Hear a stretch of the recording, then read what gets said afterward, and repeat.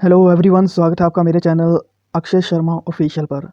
दोस्तों, जैसा कि मैंने बोला था, जब एचपी टेट के पेपर स्टार्ट होंगे तब मैं उनका रिव्यू लेकर आऊँगा और वन बाय वन सारे क्वेश्चन आपके सामने मैं डिस्कस करवाऊँगा। तो दोस्तों, आज मैं आपके सामने जो कल एचपी टेट का शास्त्री का पेपर हुआ था उसको लेकर आया हूँ। पूरे 30 क्वेश्चन मैं आपके सामने डिस्कस करूँगा और इसी तरह की लेटेस्ट अपडेट्स पाने के लिए आप मेरे चैनल से जुड़ना ना भूलें, जिसका नाम है अक्षय शर्मा ऑफिशियल।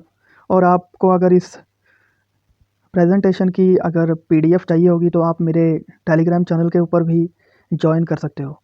तो चलो दोस्तों, डिस्कस करते हैं आज के पेपर को, जिसमें पहला क्वेश्चन दिया गया था, which country gifted the statue of liberty of America in 1886। किस देश ने 1886 में अमेरिका की स्टैचू ऑफ लिबर्टी को उपहार में दिया था? तो दोस्तों, जैसा कि इसमें सही आंसर मैं बताता हूँ आपको, इसका सही आंसर था फ्रांस। तो बिल्कुल 100% बिल्कुल सही आंसर है इसका, फ्रांस। तो आपने अपने अपने आंसर मैच करने हैं और देखते रहना है कि किस तरीके से आपको मैं बताता हूँ आंसर, और आगे बढ़ते रहना है। तो क्वेश्चन नंबर सेकंड था इसमें, which is the largest fresh water lake in the world. दोस्तों, इन पेपर का डिस्कस करवाने का मेरा मोटिव ये है कि जो रिपीटेड क्वेश्चन होते हैं पेपर में, दोबारा दोबारा रिपीट किए जाते हैं, तो आपने भी क्या करना है, इनको नोट करना है और देखते रहना है। तो दोस्तों, पहले ऑप्शन में Baikal lake, superior lake, capsicum lake और उसके बाद में विक्टोरिया लेक। तो इसका सही जो आंसर है दोस्तों वो है सुपीरियर लेक। तो बाइलिंगुअल मटेरियल मैं आपके सामने लेकर आया हूँ। तो सुपीरियर लेक इसका बिल्कुल सही आंसर है। विश्व की सबसे बड़ी मीठे पानी की झील कौन सी है? अगला क्वेश्चन देखते हैं दोस्तों। एक डे से क्वेश्चन आया था। मैक्सिमम टाइम 1 या 2 क्वेश्चन डे के आते हैं, तो आपने इनके ऊपर फोकस रखना है। When is the world population day celebrated. विश्व जनसंख्या दिवस कब मनाया जाता है? तो इसका सही आंसर है 11 जुलाई को मनाया जाता है। कब मनाया जाता है? 11 जुलाई को। तो आपने ध्यान रखना है। अगला क्वेश्चन डिस्कस करता हूँ मैं आपके सामने कि where is the headquarter of World Bank located. तो वर्ल्ड बैंक का हेडक्वार्टर कहाँ पर लोकेटेड है? वाशिंगटन डीसी में। तो इसमें और ऑप्शन भी दिए गए हैं, जैसे एशियन डेवलपमेंट बैंक का भी पूछा जाता है हेडक्वार्टर, जिसको हम बोलते हैं एडीबी। क्या बोला जाता है उसको? एडीबी बोला जाता है, एशियन डेवलपमेंट बैंक, एडीबी। तो इसका हेडक्वार्टर कहाँ पर है? इसका हेडक्वार्टर है मनीला में। और इस क्वेश्चन का जो सही आंसर है वो वाशिंगटन डीसी है। तो आपने ध्यान रखना है और देखते रहना। एशियन डेवलपमेंट बैंक का हेडक्वार्टर कहाँ पर है? मनीला, फिलीपींस की जो कैपिटल है उसके अंदर है। उसके सामने डिस्कस करते हैं अगला क्वेश्चन, क्वेश्चन नंबर 5। जो क्वेश्चन नंबर 5 है, वो is the author of Ramcharitmanas. Ramcharitmanas के ऑथर जो हैं तुलसीदास हैं। वैसे ही अलग अलग वेद हैं, आपने इन वेद को भी अच्छी तरह से पढ़ लेना है और देखते रहना है। ये कल जो पेपर हुआ था उसमें क्वेश्चन पूछा गया था। उसके बाद में क्वेश्चन नंबर 6 के ऊपर चलते हैं। At which place did Mahatma Buddha attain enlightenment. Mahatma Buddha को किस स्थान पर ज्ञान की प्राप्ति हुई थी? पूछा जाता है पेपर में महात्मा बुद्ध के रिलेटेड भी क्वेश्चन। तो बोधगया में उनको ज्ञान की प्राप्ति हुई थी, कुशीनगर में उनकी मृत्यु हुई थी, सारनाथ में उन्होंने पहली स्पीच दी थी। तो आपको सब चीज़ें इनके बारे में जानकारी होना जरूरी है। उसके बाद में वो is the last governor general of independent India. तो सी राजा गोपालचारी या फिर चक्रवर्ती राजा गोपालचारी नाम दोबारा दोबारा पेपर में आता है, तो आपने याद रखना है। मोस्टली रिपीटेड ही क्वेश्चन है ये भी। उसके बाद में Tropic of Cancer passes through how many states of India. कि कर्क रेखा भारत के कितने स्टेट्स में से होकर गुजरती है? आपने कमेंट में आंसर करना है कि ये 8 राज्य कौन कौन से हैं। 8 राज्यों में से गुजरती है, बट ये 8 राज्य कौन कौन से हैं? साथ साथ में आपने क्वेश्चन देखते रहना है कि कौन कौन से क्वेश्चन रिपीट हो रहे हैं और उनको नोट भी करते रहना है। और जो जो जानकारी मैं बताऊंगा आपने 8 राज्य कमेंट सेक्शन में कमेंट करने हैं। उसके बाद में वो is the first Indian receive Nobel prize. Nobel prize पाने वाले भारतीय, सबसे पहले भारतीय कौन थे? सभी को पता है, रविंद्रनाथ टैगोर जी थे। और उनको उनकी बुक जो थी दोबारा दोबारा पेपर में वो भी पूछी जाती है, उसका नाम है गीतांजलि। और 1913 में इनको नोबेल पुरस्कार मिला था। ऑल ओवर वर्ल्ड का सबसे हाईएस्ट अवार्ड है नोबेल पुरस्कार। इन्वेंशन या कितनी कैटेगरी में दिया जाता है आपने रीड करना है पूरा। जल दिवस कब मनाया जाता है? 22 मार्च को। और उसमें पूछा जाता है कई बार 22 अप्रैल और 22 मार्च में कन्फ्यूज़न बना होगा, तो 22 अप्रैल को अर्थ डे मनाया जाता है, पृथ्वी दिवस।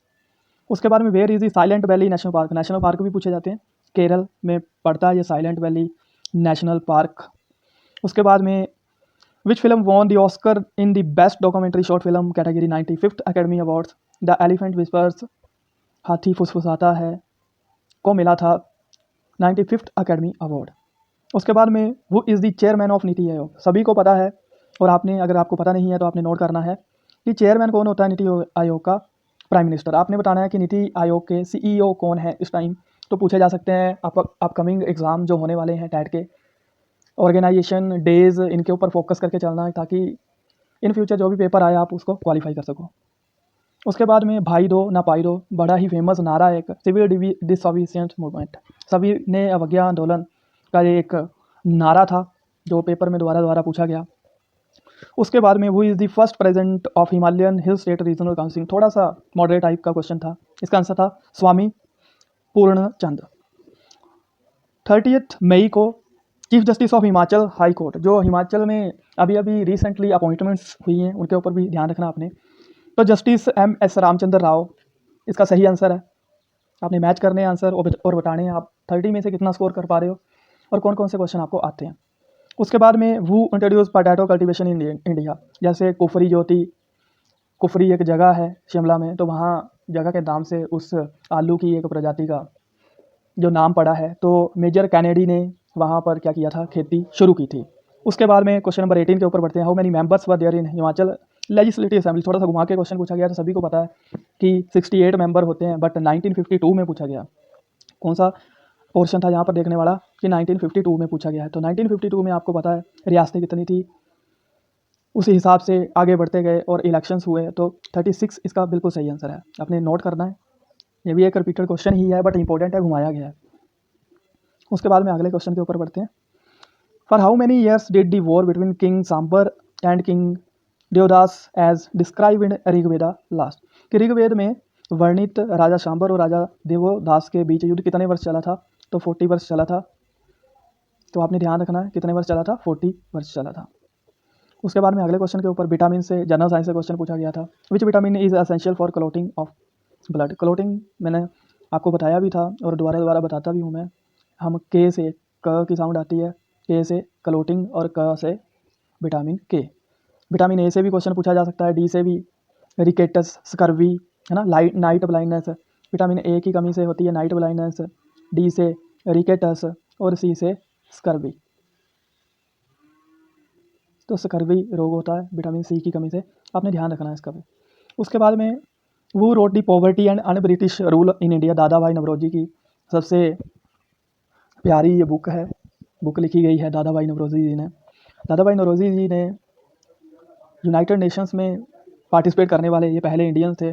बहुत ही अच्छे तरीके से इन्होंने चीज़ों को समझा। तो दादा भाई नवरोजी इसका बिल्कुल सही आंसर है। तो आपने फोकस रखना है ऐसे क्वेश्चनों के ऊपर जो दोबारा रिपीट होते हैं। उसके बाद the rule of India was transferred from East India Company to the crown by which act. कि किस अधिनियम के अनुसार भारत का शासन ईस्ट इंडिया कंपनी से क्राउन को ट्रांसफ़र कर दिया गया था? तो गवर्नमेंट ऑफ इंडिया एक्ट 1858 इसका सही आंसर है। काली क्रांति पता ही है सभी को, fish production, call production, crude oil production, mustard production. तो इसका सही आंसर है क्रूड ऑयल के लिए जो ब्लैक रेवोल्यूशन स्टार्ट हुआ था, किसने स्टार्ट किया था आपने कमेंट में बताना मुझे। Who is the first law officer. Attorney general को फर्स्ट लॉ ऑफिसर बोला जाता है। अटॉर्नी जनरल का आर्टिकल कौन सा है, पूरा आपने मेरे को कमेंट में बताना है। मोस्ट रिपीटेड क्वेश्चन है ये भी। और जो स्टेट में जो हेड होता है वो एडवोकेट जनरल होता है, और जो सेंटर का जो भी होता है लॉ ऑफिसर उसको बोला जाता है अटॉर्नी जनरल। तो अभी अटॉर्नी जनरल कौन से हैं उसका कमेंट, नाम भी कमेंट करना है आपने। How many years the president of Switzerland elected. Switzerland के प्रेसिडेंट 1 साल के लिए इलेक्ट होते हैं। उसके बाद विच असेंबली, बड़ा इंपॉर्टेंट क्वेश्चन है ये भी, कि कौन सी असेंबली से सुखविंदर सिंह सुक्खू जी आते हैं। तो वो असेंबली कौन सी है उनकी, नदौन से आते हैं।